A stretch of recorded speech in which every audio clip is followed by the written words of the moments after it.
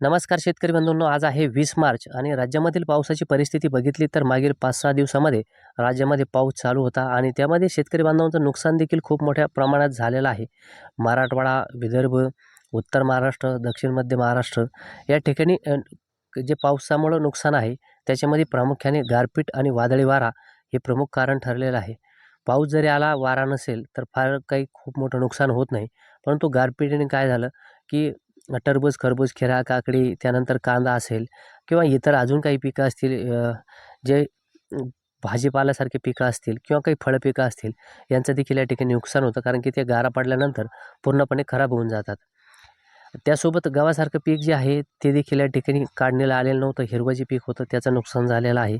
जे पीक काढणीला होतं शेतकरी बांधवांनी ते काढून घेतलेलं आहे आणि काही शेतकऱ्यांना वाटलं की पाऊस काही येणार नाही, कारण राज्यामध्ये ऊन वगैरे आपल्याला बऱ्यापैकी बघायला मिळत होतं. परंतु सातत्याने मी तुमच्यापर्यंत पूर्वकल्पना दिलेली होती की तुम्हाला वाटत असेल की आभाळ नाही आहे, काहीच नाही आहे आणि पाऊस काही येणार नाही, तर हे वातावरण जे असेल तर हे वातावरण अचानक बनेल आणि अचानक पाऊस येईल. संध्याकाळी 3 नंतर, समजा दुपारी 3 नंतर ते रात्री 11-11:30पर्यंत चालणार, अशी एकंदरीत संपूर्ण डिटेल माहिती तुमच्यापर्यंत पोहोचवलेली होती. परंतु तरी देखील काही शेतकरी बांधवांची माहिती मिळून देखील या ठिकाणी गव्हासारखं पीक शेतामध्येच राहिलेलं आहे आणि ज्यांनी ही माहिती मिळवल्यानंतर आपलं पीक काढून घेतलं त्यांचा या ठिकाणी नक्की फायदा झाला असेल. कारण की हवामान अंदाजाचा हा सर्वात मोठा फायदा आहे की आपल्याला जे पीक काढण्यासारखं आहे किंवा जे काही झाकण्यासारखं आहे ती माहिती मिळाल्यानंतर आपण ते व्यवस्थित प्रकारे सुरक्षित या ठिकाणी करू शकतो. हा झाला आत्ताचा विषय. आता येणाऱ्या दिवसामधील काय परिस्थिती आहे, कारण शेतकरी बांधवांचे गहू काढणीस आहेत, कांदा काढणीस आहे. तर बघा, हा एक पावसाचा स्पेल झालेला आहे आणि इथून पुढे अजून काही एक 10-12 दिवसामध्ये पावसाचे 2 स्पेल येणार आहेत. आता पहिला स्पेल तर संपला. आज 20 तारखेला वातावरण थंड आहे. फक्त दक्षिणेकडील काहीचे विदर्भ, मराठवाड्यातील जिल्हे ज्यामध्ये परभणी, हिंगोली, नांदेड किंवा मग धाराशिव आणि लातूर किंवा पुण्याच्या एक दुसऱ्या ठिकाणी पाऊस होईल. आज काही फारसं मोठं वातावरण सक्रिय राहणार नाही.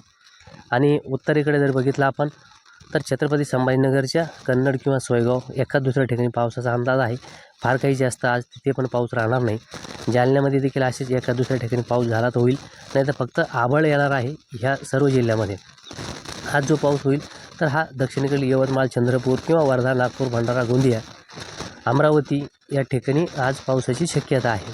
आणि हा पाऊस जो असेल तर आज थोडासा रात्री उशिरापर्यंत सक्रिय होईल आणि सकाळपर्यंत देखील चालण्याची शक्यता आहे.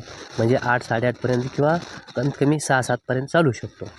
आणि पुढील 2-3 दिवसामध्ये तिथला देखील पाऊस हा जो असेल तर कमी होईल. परंतु 21, 22, 23पर्यंत सातत्यानं आपल्याला विदर्भ किंवा दक्षिण मराठवाड्याकडे आभाळ आलेला बघायला मिळेल आणि विदर्भामध्ये पावसाच्या नोंदी होतील, दक्षिण आणि पूर्व विदर्भामध्ये.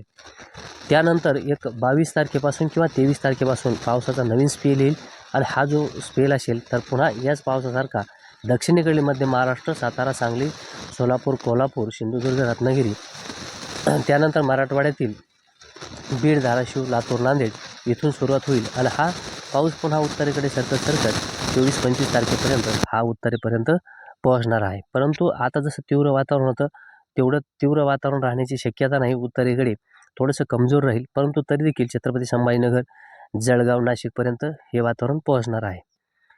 त्यानंतर पुन्हा हे 25-26पर्यंत फार तर फार राहील आणि पुन्हा थोडंसं कमजोर होईल. पुन्हा एक 2-3 दिवस किंवा 4 दिवस यामध्ये निघून जातील.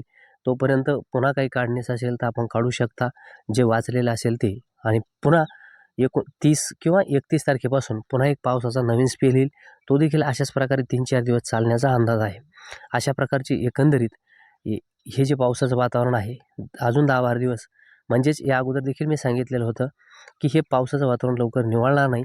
संपूर्ण मार्च महिना याच्यात जाणार आहे. एप्रिलचे देखील थोडेफार दिवस याच्यामध्ये जाऊ शकतात. त्याप्रमाणे एक 3-4 तारखेपर्यंत हे पावसाचं वातावरण 31 ते 4 तारखेपर्यंत राहणार आहे.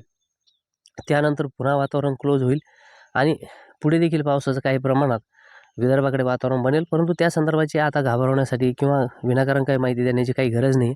ज्यावेळेस तेव्हा वेळ येईल त्यावेळेस पुन्हा एप्रिलमध्ये तुम्हाला त्या संदर्भाची माहिती देण्यात येईल. जर आपल्याला व्हिडिओ आवडला असेल किंवा माहिती विश्वास वाटत असेल, नक्कीच आपल्या कमेंट करा, इतर शेतकरी बांधवांना पाठवा, जेणेकरून त्यांना देखील त्याचा फायदा होतो. आणि सर्वात महत्त्वाचं म्हणजे 29 मार्च रोजी आपण मान्सून 2026मधील ज्या पावसाच्या तारखा आहेत त्या देखील तुम्हाला देणार आहोत. त्यामध्ये कोणत्या महिन्यात कसा पाऊस असेल ही माहिती असेल. संपूर्ण व्हिडिओ बघितल्याबद्दल तुमचे मनापासून धन्यवाद.